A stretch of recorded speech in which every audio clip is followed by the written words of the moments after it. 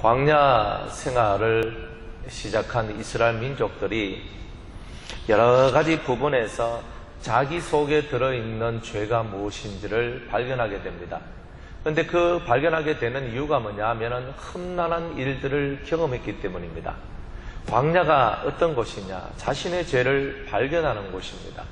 여러분들이 살아가고 있는 이 인생, 우리가 살아가고 있는 이 인생길 속에서 우리가 험난한 일을 당해야 될 첫 번째 이유가 무엇이냐면 우리 안에 어떤 죄가 숨겨져 있는지를 발견하는 것이죠. 그래서 이제 그들이 행진하면서 첫 번째로 발견한 것이 뭐냐면은 원망하는 것. 이 마음속에서 뭔가에 대한 불평이 시작되고 원망이 시작되면서 사람을 미워하는 것들이 나오더라는 거예요. 또 자기 속에 탐욕이라는 것이 들어있다는 것을 깨닫게 되는 거죠. 그리고 오늘은 이제 이 12장 말씀을 통해서는 비방하는 것이 들어있다는 거죠. 우리의 마음속에 좋은 것만 들어있으면 좋겠는데 좋지 못한 것이 우리 속에 들어있다는 말입니다. 비방이란 말이 뭐냐면은 헐뜯고 남을 헐뜯고 비난하는 말이에요.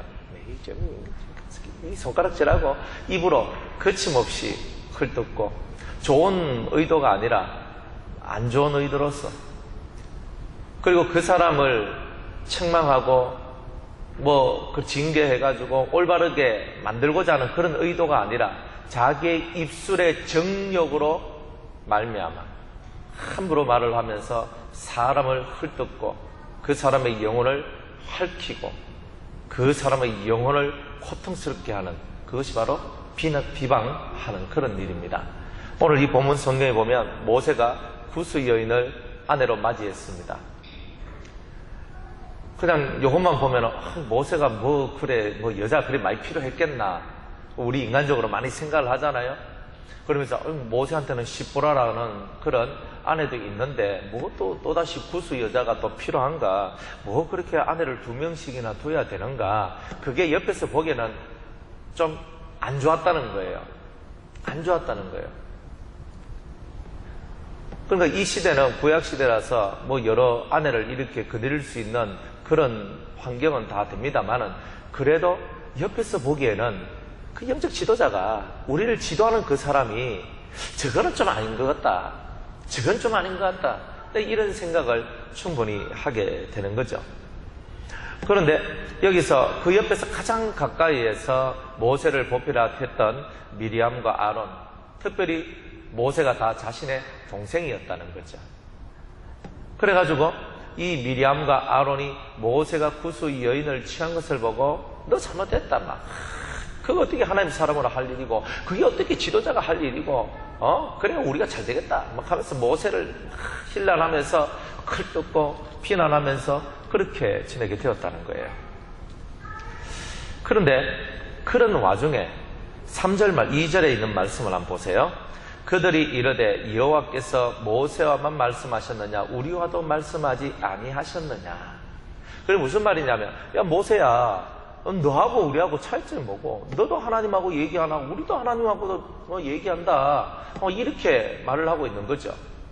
니하고 내하고 별 차이가 뭐 있나, 니는 앞에 서서 우리를 인도하는 것이지만 우리하고 다른 것이 뭐 있나, 이렇게 얘기를 하고 있다는 거예요. 그런데 그 힐난하고 헐뜯고 하는 그 비방하는 이야기를 누가 듣고 계시느냐 하면 성경에 보니까 여호와께서 이 말을 들으셨더라, 이렇게 얘기를 합니다. 중요한 건 그거예요. 지금 이 미리암과 아론의 마음속에는 뭐가 들어있었냐면 모세만 봤던 거예요. 모세만. 모세 보고, 야, 니 구스 여인 치는 잘못했다, 니 그렇게 하면 안 됐다, 당신 그렇게 하면 안 됩니다 하면서 이렇게 욕을 하고 퍼붓는 거예요. 그런데 이 모세 뒤에 누가 있는지에 대해서 전혀 생각을 하지 않았다는 거예요. 하나님에 대한 의식이 없다라는 거예요. 하루 강아지 법무 손 줄 모르고 달려드는 격이 되어버렸는 거예요. 인간 세상 속에서 드러나는 일 가지고 그 사람을 판단하면 안 된다는 뜻입니다. 신앙생활을 할 때 여러분들이 유의해야 될 점이 있어요. 그게 뭐냐면 사람에 대해서 얘기할 때 그 사람이 과연 어떠한 사람이냐를 먼저 봐야 된다는 거예요. 성경을 보면요, 내가 선지자들에게 이상, 환상도 주고 꿈도 주면서 내가 그들을 이끌지만 내 종 모세하고는 어떻게 한다 그래요? 대면하여서 내가 이야기하는 그런 종이 내 집에 하나님 나라에 충성된 자가 바로 모세다 그럽니다. 하나님께서는 모세가 어떤 일을 하더라도 하나님께서 명령하신 것에 대해서 거역하지 않는 한 모세의 삶을 자유롭게 해주시는 거예요. 하나님께서 명령하신 것을 거역했을 때는 모세가 하나님 앞에 큰 징계를 받았어요. 특별히 우리가 나중에 성경을 읽겠지만은 모세가 하나님께서 명령하시기를 너는 너의 지팡이를 들고 저 반석을 명하여 물을 나게 하라고 얘기를 했는데 모세가 화가 나가지고 그 지팡이를 들고 반석을 2번을 내리치는 거예요. 그래가지고 하나님의 영광을 드러내지 못했습니다. 물을 내는 것이 중요한 것이 아니라 하나님이라는 존재를 인식하고 그 말씀을 항상 마음에 품고 있는지 아닌지 하나님은 이걸 더 중요하게 보신다는 거예요. 우리는 겉으로 드러난 성과나 겉으로 드러난 일들을 여러분들은 중요하게 생각하지만 하나님께서는 그렇게 생각하지 않는다는 거죠. 그래서 하나님을 생각하지 않고 하나님을 의식하지 않는 그런 비방들이 우리의 삶 속에 이렇게 많이 있게 되는 것입니다. 그런데 앞에 있는 그 오목사가, 목회자가 일을 잘하는 것도 있겠지만 일을 못하는 것도 있고, 그리고 여러분들 각 기관의 회장이나 임원들이 일을 잘하는 것도 있고 못하는 것도 있어요. 우리가 모든 것을 다 볼 수 있으면 좋겠지만 우리는 신이 아니고, 그러다 보니까 잘한다고 해도 항상 어디에든가 뭔가의 부족함이 보일 수 있는 것이 사람의 삶이라는 것입니다. 그런데 그 부족한 것을 바라보고 그 모자라는 것을 바라보고 비방하고 그리고 신란하고 헐뜯고 살아가는 것은 하나님 앞에서의 의가 아니라는 거죠. 항상 생각을 하십시오. 그 사람 뒤에는 누가 있는가? 그 사람 뒤에 누가 있는가? 만약 그 사람 뒤에 하나님이 계시다면 그 모든 판단을 하나님께 맡겨야 된다는 거죠. 성경에서 은혜가 없는 자들이 하는 가장 첫 번째 일이 참소하는 일이라고 성경은 우리한테 얘기를 합니다. 마귀의 주특기가 뭐냐면 참소하는 일입니다. 거짓말로 사람을 비난하고 고소하는 일, 그걸 바로 마귀가 한다는 거죠. 너희는 너희 아비 마귀에게서 났으니, 우리가 마귀에게서 나다 보니까 우리 속에 마귀가 하는 그런 참소가 우리 속에도 들어와서 비방으로 펼쳐지는 거예요. 성경에 이렇게 말씀을 합니다. 네가 대접을 받고 싶은 대로 너는 남을 대접하라라고 얘기를 합니다. 내가 다른 사람을 향하여 비방을 하기 시작할 때에 다른 사람도 나를 향하여서 비방하게 되는 일들이 생겨난다는 겁니다. 여러분들이 주장하고 여러분들이 말하는 것에 대해서 신중하셔야 된다는 거예요. 특별히 성령 받은 하나님의 자녀들에 대해서 말을 할 때는 성령 받은 하나님의 자녀 뒤에는 그의 아버지가 있다라고 여러분들은 항상 생각해야 됩니다. 여러분들이 누군가에게 책망을 하고 누군가를 이렇게 야단을 치고 훈계를 하고 할 때에 그 사람의 부모가 누구인지를 먼저 살펴봐야 된다는 뜻이에요. 세상살이 속에는 항상 그 백그라운드가 어떻게 존재하느냐, 이걸 먼저 잘 봐야 된다는 겁니다. 그 자식을 무시하는 것은 그 부모를 무시하는 것과 똑같아요. 모세를 무시하는 것은 하나님을 무시하는 것과 똑같아요. 하나님의 권위에 의해서 세워진 모세입니다. 하나님께서 모세가 잘나서 세운 게 아니에요. 하나님의 택하신 그릇입니다. 그를 세웠단 말이에요.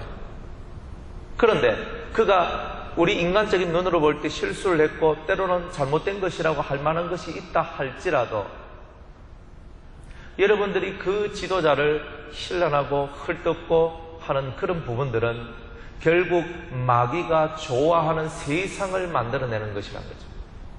특별히 모세가 이렇게 가까이 주위에 있는 대제사장 되는 아론과 여자들의 대표가 되는 이 미리암에 의해서 공격을 받게 되면 이스라엘 공동체가 어떻게 되겠습니까? 깨지기 시작하는 거예요. 지금 하나님의 공동체가 광야 생활을 시작하는 이점에서 아직 많이 간 것도 아니고 가나안에 도착한 것도 아니에요. 이제 갓 시작한 광야 생활 속에서 일치단결해도 부족한데 시작하자마자 생긴 것이 지도자의 지도성을 의심하고 그가 하는 일을 의심하고 그가 하는 일을 비방하고 네가 잘했니 못했니 하면서 비판하는 그런 것이 나오기 시작했다. 이것이 커지면은 이스라엘 공동체는요 모세의 지도성을 의심하게 되고 모세가 인도하는 것에 대하여 신빙성, 즉 모세 당신이 하나님에 의해서 인도함을 받는다는 것, 그것 도무지 나는 인정할 수가 없다, 이런 식으로 되어버립니다. 그러면 모세가 이스라엘을 이끌어갈 수 있겠습니까? 이끌어갈 수가 없죠. 육적으로는요 모세가 미리암과 아론의 동생입니다. 그러면 동생이라면 얼마든지 형님이, 누나가 얼마든지 책망할 수 있는 거예요. 그렇지만 지금 이 자리는 육적인 관계성의 자리가 아니라 영적인 관계성의 자리라는 것을 오늘 이 두 사람은 잊어버렸던 거죠. 다윗이 사울에 의해서 도망을 다닙니다. 그러다가 어느 굴에 딱 숨어 있는데 사울왕이 마침 또 그 굴에 들어오네. 성경에 보면 발을 가리우러 들어왔다 그럽니다. 그래 발을 가리우러 들어왔단 말은 오침을 한다 이런 뜻이 있고, 또 다른 뜻으로는 뭐 화장실에서 볼일 본다 뭐 이런 뜻도 있다고 그러더라고요. 근데 어쨌든 거기에 잘 누워서 아마 잠을 잔 것 같아요. 그래 살짝이 가서 그 자기 장인이지만 하나님 앞에 기름 부어 세움을 받았던 자기 왕의 옷깃을 그냥 잘라버립니다. 내가 가서, 다윗이여 내가 가서 죽이겠습니다. 두 번이나 사울 왕을 죽일 기회가 있는데도 이 다윗은 하나님 앞에 기름 부음 받은 자에게 손을 대는 것은 그것은 하나님 앞에 옳지 않다는 거죠. 그래서 그는 자기 손에 그 피를 묻히지 않습니다. 성경을 읽어보세요. 사울 왕을 비난하거나 비방하는 것이 다윗에게 한 번도 나오지 않습니다. 오히려 누군가가 사울 왕을 죽였다 이렇게 얘기했을 때 그 아말렉 사람을 도리어 죽이는 일을 합니다. 이스라엘의 용사 둘이가 죽었다고. 참으로 이 심령 속에 의로운 자는 비난하지 않는다는 거예요. 비방하지 않는다는 거예요. 그러나 우리의 입을 한번 쳐다보라는 거죠. 하나님 앞에 기름 부음을 받은 하나님의 사람들을 향하여서 우리가 얼만큼 많은 비방이 생겨나는 건지 입을 닫아야 되는 거예요. 그리고 주님은 항상 우리에게 비방하는 입술에 대해서 경계하라고 우리에게 말씀을 하고 있는 겁니다. 자, 성경을 한번 찾아보겠습니다. 비방하는 것이 얼마나 하나님이 싫어하는 것인가. 로마서 1장 28절로부터 읽겠습니다. 로마서 1장 28절 32절까지 다 같이 한번 읽겠습니다. 또한 저희가 마음에 하나님 두기를 싫어하며 하나님께서 저희를 그 상실한 마음대로 내어버려 두사 합당치 못한 일을 하게 하셨으니 곧 모든 불의, 추악, 탐욕, 악의가 가득한 자여, 시기, 살인, 분쟁, 사기, 악독이 가득한 자여, 수근수근하는 자여, 비방하는 자여, 하나님의 미워하시는 자여, 능욕하는 자여, 교만한 자여, 자랑하는 자여, 악을 도모하는 자여, 부모를 거역하는 자여, 우매한 자여, 배약하는 자여, 무정한 자여, 무자비한 자라. 저희가 이 같은 일을 행하는 자는 사형에 해당하다고 하나님의 정하심을 알고도 자기들만 행할 뿐 아니라 또한 그 일을 행하는 자를 옳다 하느니라. 따라합시다. 비방하는 것은 사형에 해당된다. 뭐에 해당된다고요? 제가 하는 말이 아니고 성경이, 하나님 말씀에 비방하는 사람은 사형에 해당하는 것이다. 구약도 아니라 신약 성경에 이렇게 기록되어 있습니다. 그러니 우리 입을 얼마만큼 조심성 있게 다뤄야 될지 우리는 깊이 있게 생각을 해야 된다는 거예요. 그래서 남에 대해서 함부로 헐뜯고 안 되기 위해서, 끌어내리기 위해서, 그리고 그 사람을 없애기 위한 그런 일들을 하면 안 된다는 거예요. 또다시 한번 성경을 한번 찾아보겠습니다. 베드로 전서 2장.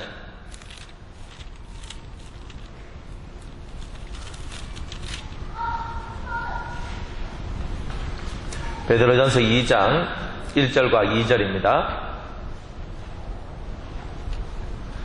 다 같이 한번 읽겠습니다. 시작. 그러므로 모든 악독과 모든 괴휼과 외식과 시기와 모든 비방하는 말을 버리고 갓난 아이들같이 순전하고 신령한 젖을 삼아라. 이는 이로 말미암아 너희로 구원에 이르도록 자라게 하려 함이라. 아멘. 성경은 우리에게 버려야 될 것이 있다 얘기하죠. 아까는 아주 강하게 사형에 해당된다. 우리가 계속 비방하는 일을 한다면 우리가 결국 마귀의 사람이 된다는 뜻이에요. 그러니까 마귀의 사람이면 지옥이지. 또 우리가 은혜 안에 살면서도 우리가 비우지 못하고 버리지 못하는 것 중에 하나가 바로 이 비방하는 것인데, 이 비방하는 말을 버려야 된대요. 그러면 비방을 버리고 뭘 가져야 되냐면 어린아이들, 갓난 아이들과 같이 순전하고 신령한 하나님의 말씀, 젖을 삼아라, 이렇게 얘기하고 있는 거예요.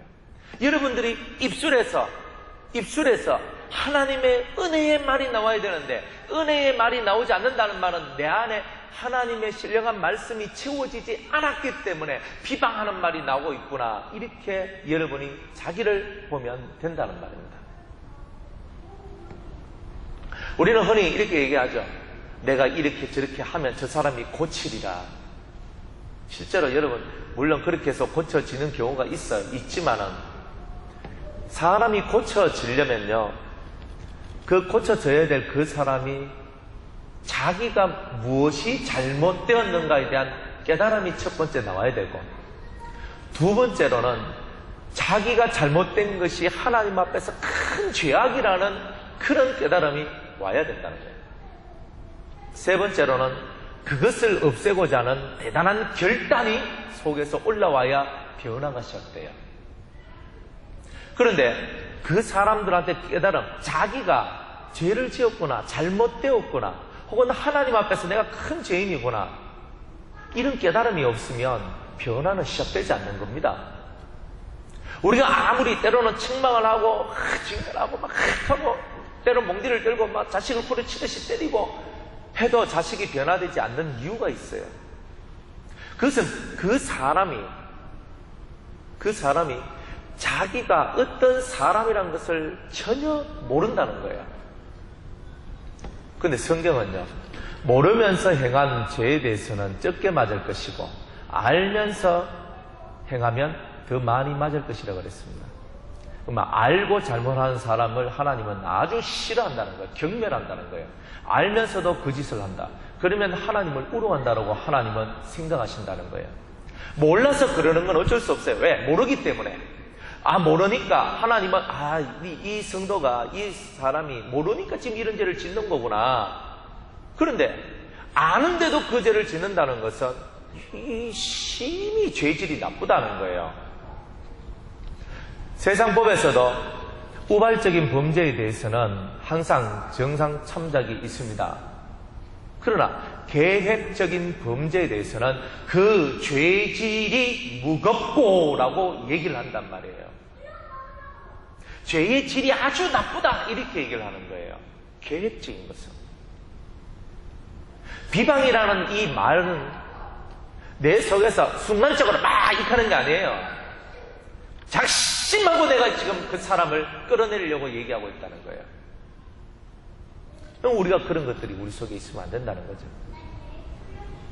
여러분들 속에 비방하는 말들이 나오고 비난하는 말들이 나오면, 비판하는 말들이 나오면 신령한 젖, 하나님의 순전한 깨끗한 하나님의 말씀이 내 안에서 사라졌기 때문에 지금 내한테 이런 말들이 나오는구나, 이렇게 생각을 하고 하나님의 말씀으로 더 충만해지기를 바라는 그런 결단과 결심 있는 삶을 저와 여러분들이 살아야 된다는 것입니다. 또다시 에베소서를 한번 보겠습니다. 에베소서 5장 3절에서 4절까지 말씀 보겠습니다.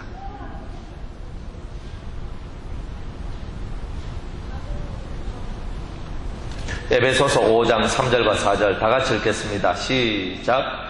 음행과 온갖 더러운 것과 탐욕은 너희 중에서 그 이름이라도 부르지 말라. 이는 성도의 마땅한 바니라.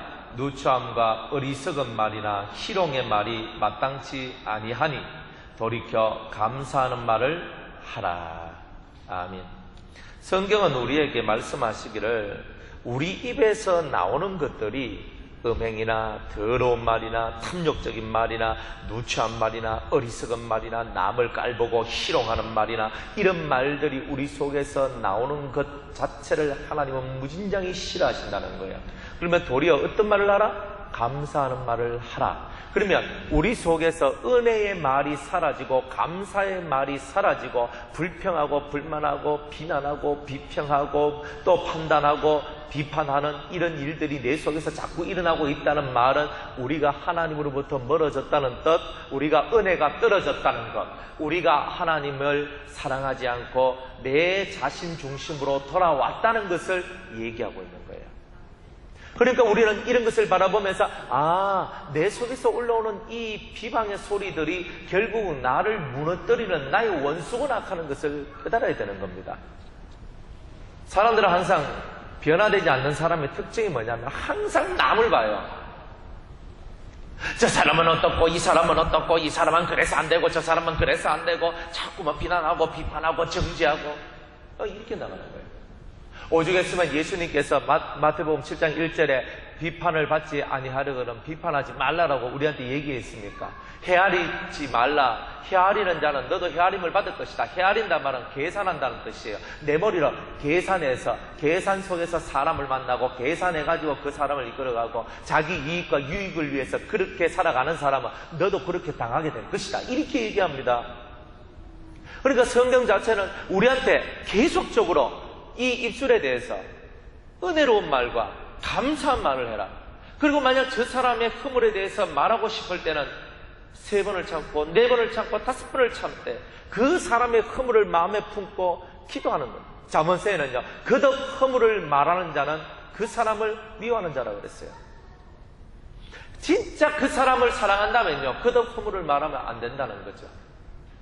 과거에 한참 전에 있었던 그 일을 갖고요, 지금도 하면서 곱씹으면서 어찌고 저찌고 하고 있다면 그 사람은 올바른 사람이 아닌 거예요.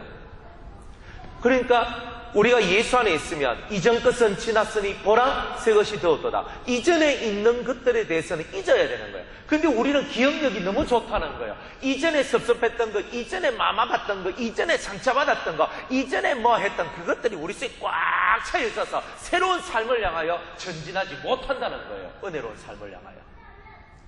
그래서 예수 믿는 사람은요, 과거에 매여 있는 사람은 그 나은 미래를 향해서 가지 못해요. 그럼 과거는 어떻게 돼? 과거는 오늘 이 시간에 회개하고 청산을 해야 되는 거예요. 청산을 잘해야 되는 거예요. 빚 정리해야 되잖아요. 내가 과거에 잘못한 것은 하나님 앞에서 빚진 거나 다름없는 거예요. 그것을 하나님 앞에서 사람 앞에서 청산하면서 회개하면서 그것을 비워야 되는 거다. 그러면 새로운 시작점이 우리에게 올 것이고 새롭게 우리를 출발하는 은혜가 우리 속에 있게 되는 거예요. 그래서 우리는 비난하는 말을 하지 말라. 절대로 그것을 여러분의 마음에 두시면 안 된다는 거예요. 다시 한 번 더 성경을 찾습니다.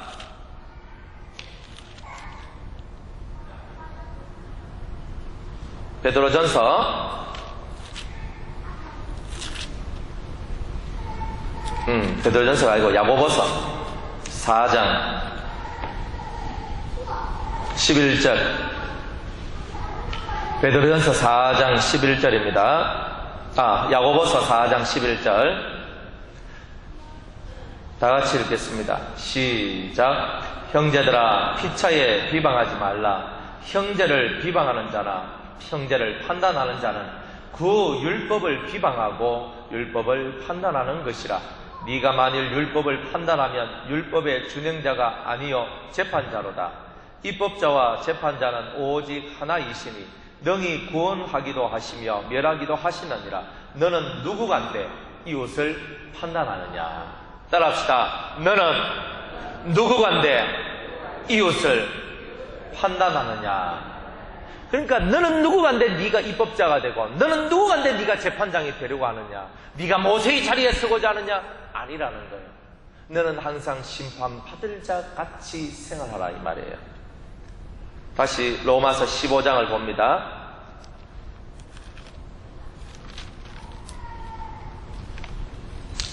로마서 14장 3절과 4절을 먼저 보도록 하겠습니다.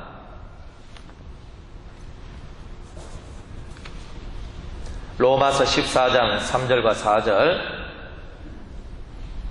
다 같이 읽습니다. 시작. 먹는 자는 먹지 않는 자를 업신여기지 말고 먹지 못하는 자는 먹는 자를 판단하지 말라. 이는 하나님이 저를 받으셨음이니라. 남의 화인을 판단하는 너는 누구뇨? 그 섰는 것이나 넘어지는 것이 제 주인에게 있음에 저가 세움을 받으리니 이는 저를 세우시는 권능이 주께 있음이니라. 아멘. 무엇을 먹는 사람은 먹지 않는 사람을 비난하거나 비판할 필요가 없다는 겁니다. 또 무엇을 안 먹는 사람은 먹는 사람을 판단할 필요가 없어요. 먹고 안 먹고가 중요한 게 아니에요.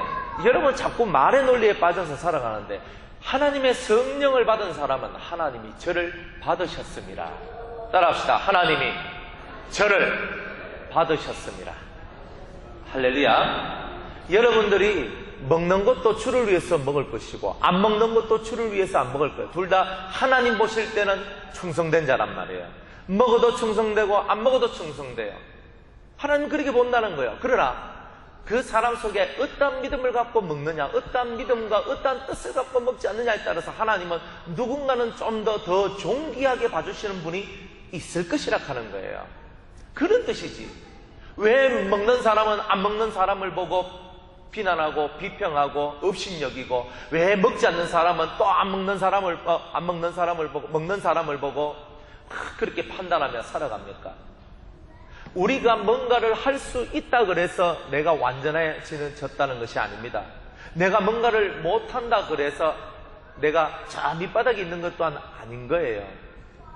여러분이 하나님의 성령을 받고 그 성령의 인도를 받으면서 살기를 원한다면 여러분들은 성령께서 여러분을 때로는 먹지 않게도 하실 것이고 때로는 여러분을 먹게도 하실 것이라는 거예요. 하나님이 받으신 사람에 대해서 그렇게 왈가불가하면 안 돼요. 또한 이 문제는 좀 더 확장되면요, 교리 문제와도 상관이 되는 거예요. 장로교 교리를 가진 사람이요, 침례교 교리를 가진 사람을 무시하고 업신여기고, 순복음 다니는 사람이 장로교 사람을 보고 무시하고 판단하고, 우리하고 교단이 틀리고 그리고 가는 길이 좀 틀리다 그래서 그 사람들이 하나님 나라의 백성이 아니라는 것이 아니잖아요. 그러니까 우리들은 항상 넓은 마음을 가지고, 맞아, 저도 하나님이 받으셨다. 단지 저는 아직 깨닫지 못해서 더 나은 길을 발견하지 못했을 뿐이다. 이렇게 생각하고 오히려 그 영혼들이 더 나은 길을 발견할 수 있도록 진리로 양육하고 교육하고 가르치는 일을 하면 되는 거다 이 말이에요. 그것을 받지 않으려고 할 때는 아직 저 사람이 받을 만한 때가 안 됐구나. 그래서 물러서 나면 되는 거예요. 그걸 가지고 막 우리가 교리가 어떠니 저떠니 하면서 그걸 가지고 따지고 서로 논쟁을 펼치고, 그래서 누구의 논리가 더 뛰어나니 이렇게 만들어내는 것 자체가 우리 스스로가 하나님 나라를 파괴하고 있는 일이다 이 말입니다. 연약한 자는 연약한 자대로 받아줄 줄 알고 강한 자들은 강한 자들대로 받아줄 줄 알아야 되는 거라. 근데 약한 자를 받아줄 줄 모르고 강한 자를 받아줄 줄 모르는 그런 마음 속에는 더 이상의 은혜가 역사되지 않는다는 거예요. 하나님의 사랑이 여러분들에게 임하고 하나님의 자비가 여러분의 삶 속에 함께하기를 원한다면 약한 자를 약한 자로서 받아주고 강한 자는 강한 자로서 받아줄 줄 아는 그런 넉넉한 마음들이 있어야 됩니다. 제 제자 중에 한 명이요, 그 인도콥이라는 그 선교단체에 있어요. 그런데 그 아이가 저한테 문자를 보냅니다. 목사님, 우리 인도콥에 여기에 캠프가 있는데 이 캠프에 목사님 참석하세요. 또 유성계 청년들도 학생들도 좀 이 캠프에 보내주세요. 이렇게 그렇게 얘기를 합니다. 한 번도 제가 보내준 적이 없어요. 본인들이 간다 그랬으면 그냥 가라 그랬지만요. 그런데 그 친구는 아직 이제 저에 대해서 잘 모른다, 저는 그렇게 생각했어요. 그러다가 제가 이제 말씀을 가르치고 이렇게 그 친구들하고 이제 얘기를 하면서 이런 말을 했어요. 얘들아, 내 안에는 인터콥도 있고 많은 선교단체들의 진리가 내 속엔 들어있다. 내 속에는 장로교 교리도 들어있고 감리교 교리도 들어있고 침례교 교리도 들어있고 순복음도 들어있고 내 속에는 많은 것이 들어있단다. 나는 내 속에 많은 것이 들어있기 때문에 나는 인도콥에 가지 않아도 인도콥의 것이 내한테 있고 다른 선교단체에 가지 않아도 그 선교단체의 것이 난 내한테 있단다. 무슨 뜻인지 이해하겠니?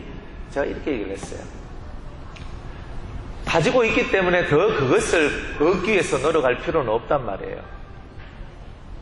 여러분들 안에 많은 것, 하나님의 것을 가지고 있으면요, 모든 것을 아우를 수 있어요. 그러나 편협적인 신앙은요, 하나만 보고 비판하고 판단을 하기 시작하는 거예요. 외눈박이가 괴물을 보통 옛날에 만화 영화나 이제 영화 같은 데 보면요, 괴물이 설정될 때 큰 거인 같은 괴물들이 막 나오는데 보통 보면 이마에만 요렇게 눈이 있어요. 외눈박이 눈이에요. 그러니까 그런 눈을 가지고 있는 어떤 사람 형체를 갖고 있는 사람을 보면은 와, 괴물이다! 이렇게 얘기를 하죠. 두 눈을 갖고 있는 사람을 보고는 괴물이라는 말을 하지 않지만요, 한쪽 눈만 갖고 있는 사람을 보고는 괴물이라고 얘기를 합니다. 한쪽 눈만 가지고 있는 사람은요, 보는 것이 정확하지 않아요. 하나님께서 우리를 두 눈을 가지게 하신 데는 정확하게 초점을 맞춰 보라는 의미가 들어있는 거예요. 한쪽 눈은요, 그렇게 될 수가 없는 거예요. 여러분들, 이렇게 보면요, 이쪽 편이 잘 안 보입니다. 저도 운전할 때에 어떨 때는 눈이 뭐가 들어가가지고 눈을 이렇게 해가지고 운전할 때가 있거든요. 근데 시야 확보가 상당히 어려워요. 한쪽 눈을 가지고는요, 정확하게 거리 측정이 안 되고 뭔가가 이게 좀 잘 안 맞아요. 안 맞아. 지금 제가 이렇게 볼 때는요, 여러분들 모습이 보이긴 보이지만은 뚜렷하질 않아요. 근데 정확하게 이렇게 두 눈을 뜨고 보면은 모든 것이 선명하고 뚜렷하단 말이에요. 우리가 비방하게 되고 비난하게 되고 비판하게 되는 이유는요, 한쪽 눈만 갖고 있기 때문에 그래요. 그러니까 비난하고 비판하는 거예요. 전부를 아우를 수 있는 그것이 있다면 비판하거나 비난할 필요가 없어요. 그 사람은 그만큼 이르렀기 때문에 그럴 수밖에 없구나, 이해가 되는 거예요. 그리고 하나님 저를 불쌍히 여겨달라고 기도하면서 그 자신의 믿음의 수준에서 좀 더 성장할 수 있도록 도와달라고 기도할 수밖에 없는 거예요. 큰 것을 여러분이 얻으면, 근원을 얻으면, 전체를 볼 수 있는 눈을 얻으면 더 이상 여러분들은 비방하거나 비난하거나 판단하거나 비판하거나 정지하는 일, 이런 일에서 여러분들은 멀어지게 될 것입니다. 그렇게 되기를 주의 이름으로 축복합니다. 자, 로마서 15장을 한번 볼게요. 15장 1절에서 3절. 로마서 15장 1절에서 3절입니다. 다 같이 읽습니다. 시작. 우리 강한 자가 마땅히 연약한 자의 약점을 담당하고 자기를 기쁘게 하지 아니할 것이라. 우리 각 사람이 이웃을 기쁘게 하되 선을 이루고 덕을 세우도록 할지니라. 그리스도께서 자기를 기쁘게 하지 아니하셨나니 기록된 바 주를 비방하는 자들의 비방이 내게 미쳤나이다 함과 같으니라. 아멘. 이제 이런 비방의 세계를 우리가 만들면 안 되고, 우리는 어떤 세계를 만들어야 되냐면은 약한 자의 약점을 담당하는 거예요. 모세가 구스 여인을 취했는 것이 모세의 약점이었다면 그 약점을 담당해 주는 거예요. 그런데 우리는 모세가 약점이 생겼다, 땅땅땅땅땅땅땅 하면 손가락질을 하면서 뭐 그래 안 됩니까? 하고 그죠? 이렇게 나가는 거죠. 약점을 담당하는 것. 그게 바로 강한 자가 가지는 덕이라 이 말입니다. 따라합시다. 강한 자는 약한 자의 약점을 담당한다. 그리고 약한 자의 약점을 담당하는 것은 내게 그렇게 기쁘면 되지 않아요. 그들의 죄짐을 내가 지고 가는 것, 그들의 어리석음을 지고 가는 것, 때로는 어떤 이의 무능함을 내가 대신 지고 가는 것, 내가 피곤하고 힘든 거예요. 그렇지만 우리는 자기를 기쁘게 하지 않고 그리스도를 기쁘게 하는 일을 하며 살아가야 된다는 거예요. 그래서 그들의 약점을 담당해 나가는 거예요. 제가 얼마 전에 좀 화가 났었어요. 뭐가 화가 났냐면은 제가 우리 1층에 부엌하고 식당하고 일정 소성전에 제가 이렇게 그 모기 쫓아내는 그 전기로 해가지고 이렇게 하는 걸 제가 8개를 사가지고 이렇게 쫙 꼽아놨어요. 그래 사가지고 그래가 전체적으로 그 1층에 모기나 파리가 없도록 만들려고, 그죠? 제가 제 돈 들여가지고 다 사가지고 10만원치 사가지고 다 꽂아놨어요. 그런데 어느 날 딱 보니까 3개가 없어졌어. 그래 3개가 없어졌는 거예요. 누군가 때가 갔다는 거거든요. 아이가 때가 갔던, 어른이 때가 갔던, 때가 가는 거예요. 누가 그것을 어떤 의도로 그것을 거기 꼽아놨는지 생각도 안 하는 거라. 그리고 그 꼽아놔가지고 파리 없고 모기 없는 쾌적한 것을 만들겠다고 그렇게 했는데 그걸 띠가니까 파리가 끓고 모기가 끓기 시작하는 거예요.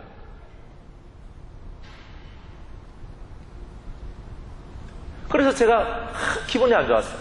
왜 사람들은 그냥 해놓은 것을 그대로 놔두지 않을까? 왜 그렇게밖에 못하는가?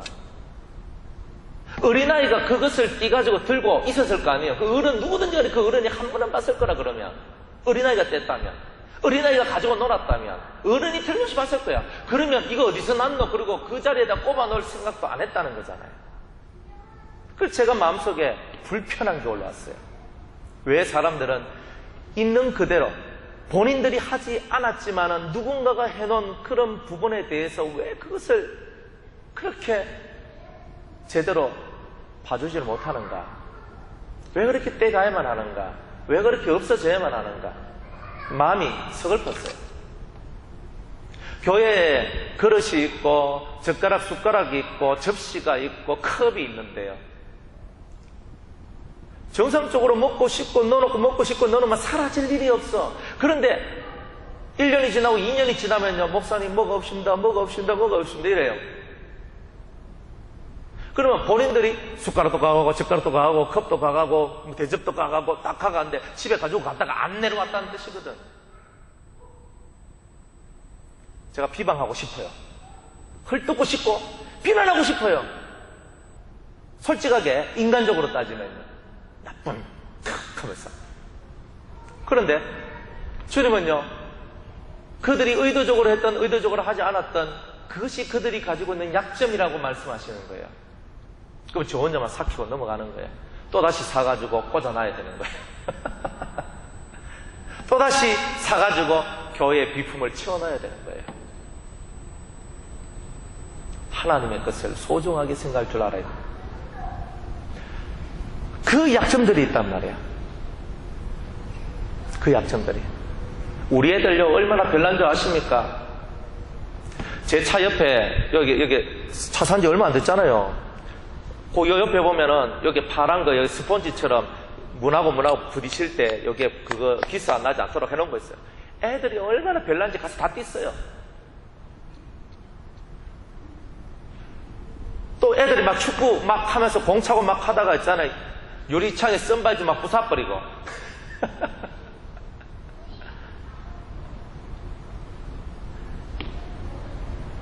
비방을 하고 싶고 비난하고 싶지. 안 그래요? 한두 번도 아니고. 한날은 재관이 막 놀다가 어디고 저 컨테이너 뒤로 가서 돌을 팍 던져가지고 창을 깨버렸어. 너 왜 그랬냐? 애들이 지나가는 차에 돌을 던져. 부모들 정신 차리세요. 자기 새끼들 책임 좀 지라고. 아이 그렇게 하는데도 다 자기 새끼 사랑스럽고 착하고 뭐 착하게 뭘 착해요. 여러분들 그런 식으로 생각하지 말고 교회 안에 여러분이 비품 하나 교회 안에서 그거 하는데 애들이 바르게 성장할 수 있도록 하고 그리고 노는 것도 뭔가 좀 그 수준 있게 놀도록 좀 만들어줘야 되는데 애들요 진짜 겁나요. 꼭 제가 옛날에 사탄의 인형 속에 나오는 척키를 보는 듯한 느낌이에요. 와 이게 그래 이 아이들을 여러분들이 키울 때 정말 좀 자세히 쳐다보고 주의 깊게 그래서 여러분의 자식들을 좀 교양 있게 좀 키우기를 정말 제가 부탁드릴게요. 아이고 내 새끼는 안 그렇습니다. 절대 그렇게 하지 마세요. 제가 제가 그랬다고 막 제가 이가 뭐 그런 칙하지 다 그래요. 다 그래. 안 그린 게 어디 있어요. 우리 여 앞에 우리가 이제 나무를 막 쌓아놨잖아요. 그 나무엔 못이 많아요. 애들이 그 가다가 혹시나 거기서 뭐 나무 가지고 놀다가 혹시나 넘어지고 하면 이제 못에 찔리고 그러면 위험해요. 그래서 얘들아 가지 마라 이제 하지 마라. 그렇게도 애들은 그 옆으로 막 예상스럽게 막 지나가잖아요. 애들이니까. 비방하려고 마음을 먹으면요 여러분들 하나하나 두고 다 비방할 수 있잖아요. 그러나 주님은 우리에게 말씀하시기를 그들의 약점이라는 거예요. 그게 그들의 약점 장가나 흠잡으려고 생각하면 제가 뭘 못 잡겠어요. 예배시간 2시간 넘었는데도 아직도 바둑 안 끝나고 계시는 분들도 계시는데 제가 흠잡으려고 생각하면 딱 떼놔놓고 딱 찔러보지 그거. 근데 그것도 그분들의 약점이라 생각하니까 참고 기다려주는 거예요. 안 보는 것처럼 하지만 다 보이거든요. 시간 딱 하고 모든 게 제 눈에 다 보여요. 제 시간에 와가지고 제 시간에 앉아있는 분도 많이 없고 제가 이 마음속에서 그래 하면서 이제 마음속에서 있잖아요. 그래가지고 하면서 막 여러분들한테서 이제 막 그렇게 하고 싶지만 하고 싶은 생각이 없어요. 그렇지. 저것도 저들의 습관의 약점이다. 삶의 습관의 약점이다. 그것도 치고 가야 되는 거구나. 입으로 말하지 않습니다. 어쨌든 간에 비방당할 만한 거리를 여러분이 만들어내면 안 되는 거예요. 마귀는 여러분들을 비방하려고 달려오고 있는 거예요. 그리스도는 여러분의 그 비방당할 약점을 지고 가시는 거예요. 어떤 타교에 다니는 성도들이 우리 교회에 와가지고 유성교 성도들은 참 은혜롭고 너무나 좋습니다 하면서 있잖아요. 막 이렇게 얘기하면요 제 기분이 얼마나 좋겠습니까? 그런데 어떤 사람들이 보고 목사님 밑에 있으니까 난 좀 없이 괜찮을 줄 알았지만 그거 아니네요. 이런 말이 들리면요 제가 얼굴에요 부끄러움을 갖고 살 수가 없는 거예요. 다들 바깥에서 있잖아요. 저한테 말씀을 듣는 사람들은요 유성교회 성도들 너무나 좋다 너무나 좋겠다. 그 사람들은 다 그렇게 생각을 합니다. 왜? 자기들한테 전하는 그 말씀을 여기서도 전할 거니까 너무나 좋겠다. 그런데 별로 좋은 게 없는 것 같더라고요. 그런데 그 사람들이 우리 교회 이제 올 거거든요. 우리 교회 사람들이 이제 또 한 명씩 또 올 거예요. 또 왔는데 여러분이 하는 행동을 바라보면서 머리 걸쩍걸쩍거리면서 좀 wak하노 참 이상한데 뭐 이하고 있으면요 그런 거를 저한테 얘기하면요 얼마나 서글프겠습니까?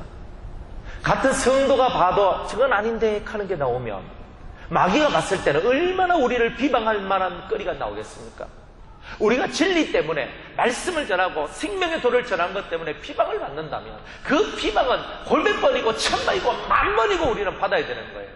그렇지만 우리의 잘못과 우리의 허물 때문에 그리스도의 십자가가 비방을 받는다면 그리스도의 말씀이 비방을 받는다면 우리는 그 일은 하지 말아야 되잖아요. 그러니까 우리 속에 여러분들이 비방을 하는 것도 문제고 비방을 받는 것도 문제지만 그리스도의 도 때문에 그리스도의 말씀 때문에 생명의 복음 때문에 비방받는다면 그리스도도 그렇게 비방을 받으셨기 때문에 나도 그 비방받는 것이 당연하다고 받으시면 되는 거예요. 하지만 여러분의 죄와 여러분의 허물과 여러분의 잘못 때문에 세상 사람들이 여러분을 비방하고 마귀가 여러분을 정죄하며 다가올 때에 여러분들이 얼마나 부끄러움과 수치가 여러분들 속에 넘쳐나겠습니까? 여러분들이 무엇을 하시든지 간에 진리 때문에 비방받는 것에 대해서는 두려워하지 마세요. 그 외에 여러분의 잘못된 생각과 잘못된 판단과 잘못된 길을 걸어가서 잘못된 생각, 잘못된 말, 잘못된 행위를 통해서 나오는 마귀적 비방들이, 세상의 비방들이 나왔을 때 여러분들은 하나님 앞에 부끄러워해야 됩니다. 그런 것이 나오지 않도록 오늘 저와 여러분들은 하나님 앞에서 모세와 같은 심정을 가져야 됩니다. 자, 본문 민수기 12장 3절. 하나님 앞에서 여러분, 우리 모두가 비방받지 않으려면 어떻게 해야 되는가?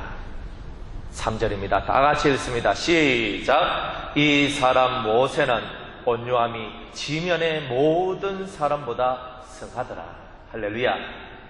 우리가 비방 많은 세상 속에서 이 비방으로부터 벗어나려면 모세와 같이 온유함이 뛰어난 자가 되어야 된다는 거예요. 온유함이라는 말은 뭐냐? 첫 번째로 자기를 컨트롤할 수 있는 능력이 있다는 뜻입니다.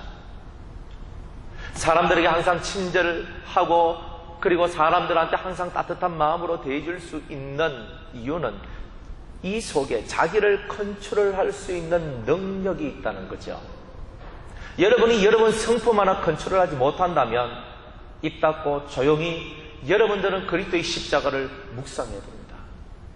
자기 하고 싶은 말 다 하고 살아간다. 여러분, 우리가 내 할 말 다 하고 살아가는 것은요, 불신자들이 하는 거예요. 불신자들 속에서도 자기가 깨달은 사람은 그렇게 안 살아요. 때로는 우리가 불신자들보다 훨씬 못한 삶의 모습을 갖고 있는 거예요. 하고 싶은 말 하고 싶어요? 누가 다 하고 싶은 말 다 할 수 있습니까? 못해요. 마음속에 담아두고 그들의 약점을 담당해주고 그들을 가슴에 품어주면서 가야 될 것이 얼마나 많은데요. 여러분들은 저를 용납하고 저는 여러분들을 용납할 때에 우리 안에는 사랑이라는 꽃이 피게 되는 거예요. 죄를 용납하라는 것이 아니에요. 우리 모두 다 하나님 앞에 깨닫고 회개할 기회를 얻기 위해서 하나님 앞에 우리는 주의 이름으로 서로를 용납할 수 있는 일이 있어야 된다는 거예요. 죄를 지었는데 가만 놔둔다, 이 뜻이 아닙니다. 회개할 수 있는 기회를 주는 것, 이게 바로 우리가 가지고 있는 용납이라는 부분입니다. 그래서 모세는 온유하다는 거예요. 자기를 길들여서 자기를 컨트롤할 수 있는 능력이 왔다는 거예요. 두 번째, 이 온유함이라는 뜻은 속에 불이 있다는 거예요. 불이 있다는 말은 뭐냐? 하나님의 능력이 이 속에 들어있다는 뜻이에요. 사람을 따뜻하게 하려면, 여러분 태양이 얼마나 뜨겁습니까? 그러나 우리하고 적당한 거리가 떨어져 있으니까 빛이 떨어지니까 그 빛 때문에 우리가 따뜻함을 느끼죠. 똑같아요.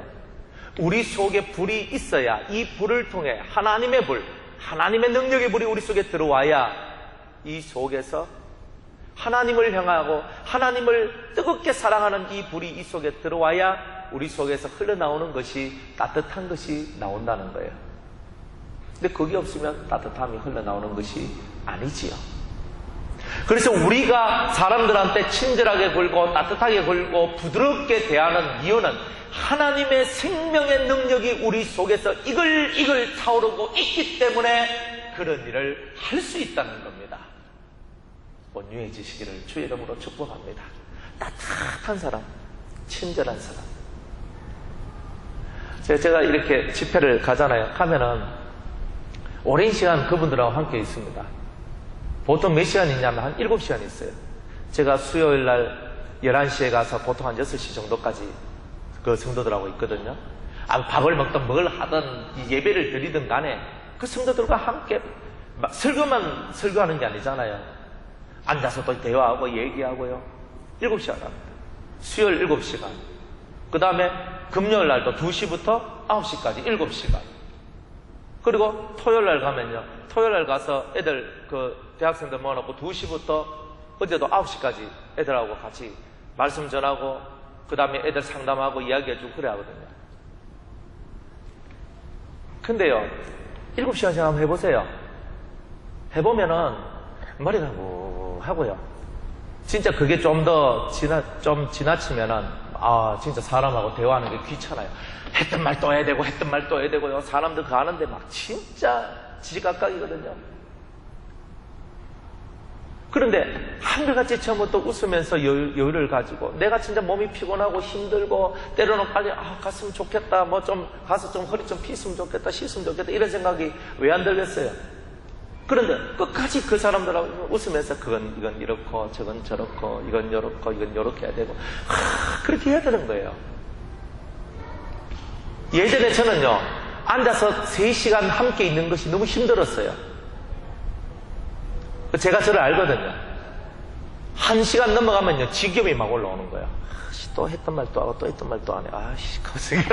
이렇게 있는 거예요, 이렇게. 보통 사람들은요, 이야기를 하면 했던 말 또 하고 했던 말 또 합니다. 지겹지도 않은가 봐요. 그런데 했던 말 또 하고 했던 말 또 하면요, 듣는 사람은 어떻게 들어야 되냐면 매번마다 새로운 것을 듣는 것처럼 들어줘야 됩니다. 그렇군요. 그렇군요. 옛날 어른들 6.25 얘기하고 일제 얘기하고 막 하잖아요. 아이고 그렇군요. 그렇네요 하면서 한 번 듣고 두 번 듣고 세 번 듣고 이제 내가 그 스토리 다 알아. 그래도 처음 듣는 것처럼 그러셨네요. 또 박수 쳐주고. 그게 힐링하는 거예요. 온유함이 없는 사람은 인내로서 그 말을 들어주기가 어려워요. 3시간 힘들어요. 2시간 힘들어요. 1시간만 넘어가면 지겹고 지겹증을 나서 치아라. 아이고 막 그만둘라. 아우 싫다. 아이고 막 갑자기 제가 일이 있는데 좀 그만합시다 하고 다 치우죠. 온유함이란 말은 생활 속에서 깊은 인내심을 허락하게 만듭니다. 여러분들이 이 모세와 같은 그런 온유함을 만약 가지게 된다면 여러분들 속에는 틀림없이 세 번째에 이 좋은, 첫 번째는 여러분들 속에 자기를 컨트롤할 수 있는 능력, 두 번째는 하나님의 불이 들어왔고, 세 번째는 모든 것에 참을 수 있는 인내심이 여러분들에게 생겨났을 것입니다. 이 세 가지가 있다면 여러분은 온유한 사람이라고 말할 수가 있는 겁니다. 이 온유한 분이 되시면 모든 것에서 여유를 갖고 침착하게 사람을 사랑하는 마음으로 그들을 대할 수 있다는 거예요. 모세는요, 자기를 비방합니다. 자기를 비방하는 그 두 사람, 형과 누나인데 두 사람이 자기를 비방할 때에도 입 다물고 가만히 있습니다. 말을 하지 않아요. 저도 이렇게 목회를 우리 유성교회에 10년을 했거든요. 11년을 했어요. 내년 4월 말 되면 12년이에요. 제가 소리를 안 듣는 것처럼 켜도요, 말이 입에서 한번 나오면 무조건 들리게 돼 있어요. 그러면 저에 대해서 때로는 비방하는 소리, 때로는 비판하는 소리, 어떤 소리, 그거 왜 없었겠어요? 저는 다 들었어요. 누가 무슨 말을 했다 하는 것까지도 알아요. 그런데 그거를요, 내 마음에 담고 있으면 어때요? 성강 권사님이 그런 말 했단 말이지. 그랬단 말이지. 이러고 있으면 되겠어요? 그럼 목회가 안 돼요. 은혜가 안 돼요. 그러면 한 귀로 들으면 한 귀로 다 잊어버려야 되는 거예요. 그걸 마음에 계속 품고 있으면요, 여러분의 얼굴을 보면요, 화가 나요. 화가 나면요, 말 섞기가 싫고요, 얼굴 쳐다보기도 싫고요, 대화하기는 더더욱이 싫겠죠. 그러면 하나님의 은혜를 전파하는 일에 무진장이 지장이 됩니다. 여러분들도 마찬가지입니다.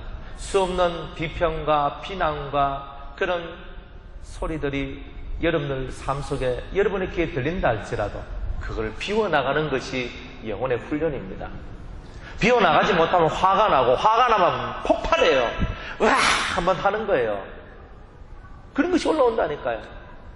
그러니까 그러면 우리 자신이 무너지는 거라. 혈기를 부림으로써, 성질을 내므로써 우리 자신이 죄악으로 넘어지게 되잖아요. 그러니까 하나님은 온유하라. 그런 것을 하지 않기 위해서 너 자신을 컨트롤하라는 거예요. 자식 컨트롤하고 남편 컨트롤하고 아내를 컨트롤하고 부모를 컨트롤하고 여러분 자신을 컨트롤하고 모든 것을 컨트롤해 나가는 능력, 그게 바로 온유함의 능력인 거예요. 그래서 이런 온유함을 가진 사람은요, 사람을 향하여 적대시하거나 대적하지 않고 엎드려서 하나님 앞에서 기도하는 거죠. 하나님께서 모든 것을 들으신다는 거예요. 그리고 하나님께서 3명을 모읍니다. 모세와 아론과 미리암을 딱 모아놓고 모세와 이 하나님께서 이 3명을 향하여서 말을 합니다. 6절에 보면 너희 중에 내 말을 들으라. 너희 중에 선지자가 있으면 나 여호와가 이상으로 나를 그에게 알리기도 하고 꿈으로 그와 말하기도 하거니와 내 종 모세와는 그렇지 아니하니 그는 나의 온 집에 충성됨이라. 하나님께서는 모세를 이 사람은 나의 충성자다 이렇게 말을 하고 있는 거죠. 그와는 내가 대면하여 명백히 말하고 은밀한 말로 아니하며 그는 또 여호와의 형상을 보겠거늘 너희가 어찌하여 내 종 모세 비방하기를 두려워 아니하느냐. 하나님께서 무슨 판단을 합니까? 모세가 구스 여자 취한 것이 잘했다 잘못했다는 말을 해야 안 해요? 해야 안 해요? 성경 여기에 모세 너 왜 구스 여인을 네 아내로 취했어라고 말합니까 안 합니까? 말 안 한다는 거예요. 하나님은 뭘 지금 얘기하고 있는 거예요? 왜 내 사람을, 나의 충성자를 너희가 왜 비난하고 왜 헐떡고 그렇게 살아가느냐? 너는 왜 그렇게 하면서도 하나님의 사람을 비방하는 일에 두려움을 갖지 않느냐?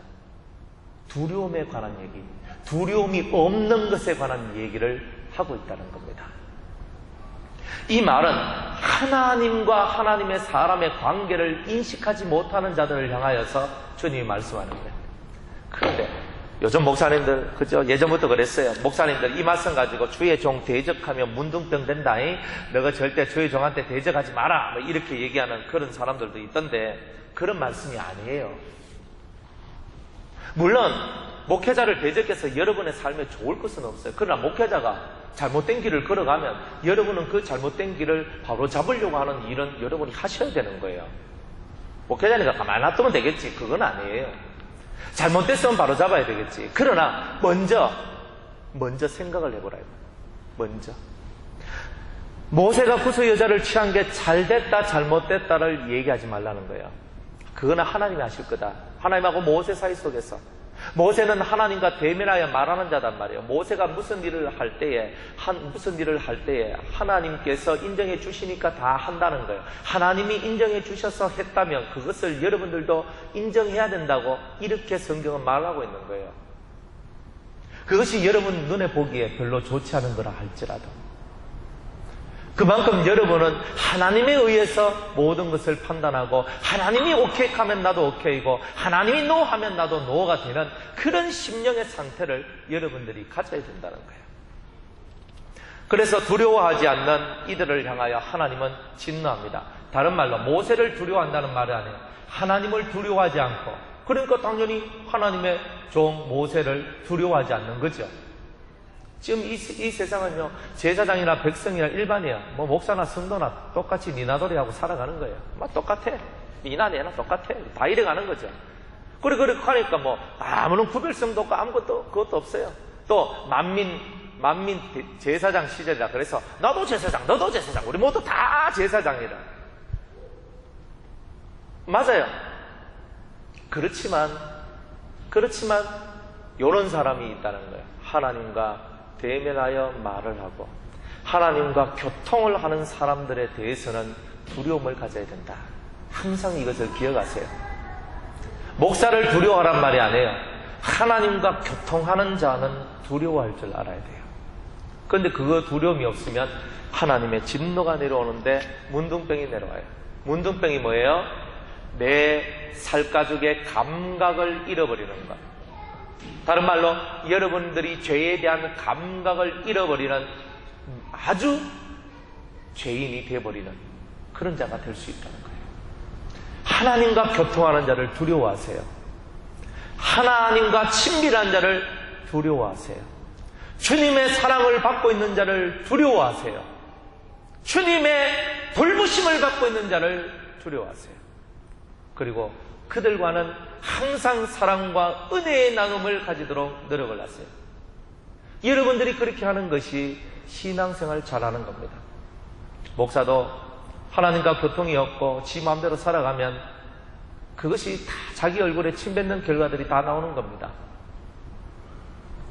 그래서 여러분의 교회 담임 목사인 저를 위해서는 우리 목사님이 참으로 하나님과 대면하여 말하는 목사님이 되게 달라고 여러분은 그렇게 기도를 하고, 그리고 하늘로부터 내려오는 말씀을 전파하는 하늘 목회자가 되도록 여러분들은 기도해야 되는 거예요.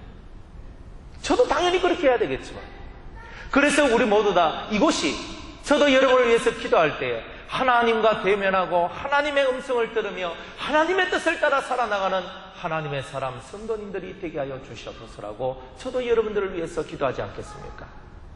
그래서 우리 모두 다가 하나님 앞에 이 모세와 같이 하나님의 종이 되고 하나님 앞에 충성된 자가 될 때에 우리의 세계는 더 이상 비난하고 비방하는 것이 없는, 정말 비평하고 판단하는 것이 없는 사랑의 나라, 사랑의 교회, 사랑의 가정, 사랑의 사람으로 저와 여러분들은 변화되게 될 것입니다.